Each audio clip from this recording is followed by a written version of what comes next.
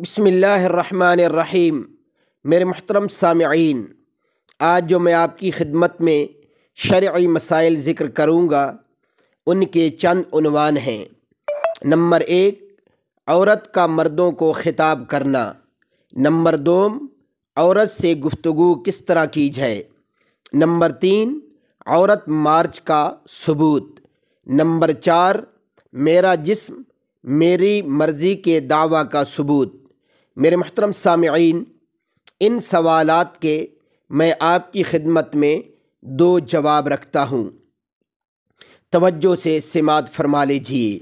Number 1، نامحرم مردوں کے سامنے عورتوں کا بے پردہ تقریر کرنا بالکل جائز نہیں، حرام ہے، اور بوقت ضرورت پردے کے ساتھ گفتگو کرنا جائز ہے، مگر لب و لہجے میں سختی و درستی ہونی چاہیے، جس سے دوسرے آدمی کو عورت کی طرف کشش پیدا نہ ہو۔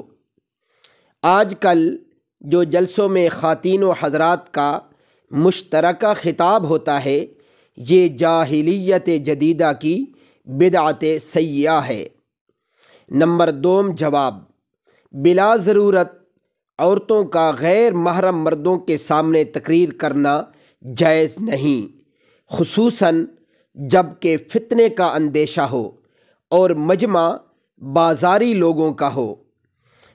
اب میرے محترم سامعین، ہم خود سوچیں، شریعت تو عورت کی گفتگو کے متعلق یہ فرما رہی ہے، تو پھر آج کے دور میں یہ جو عورت مارچ ہے اور میرا جسم میری مرضی کا نعرہ ہے، یہ کس کا حکم ہے؟ ظاہر سی بات ہے، یہ رحمان کی شریعت کا حکم نہیں ہے، بلکہ شیطان اور شیطان نواز لوگوں کی طریقت کا حکم اور عمل ہے، اور انہی لوگوں کے بد اعمال کا ثبوت ہے۔ اللہ تعالی ہماری ماؤں بہنوں اور بیٹیوں کی ان شیطانی ہتھ کنڈوں سے حفاظت فرمائے۔ وآخر دعوانا ان الحمد للہ رب العالمین۔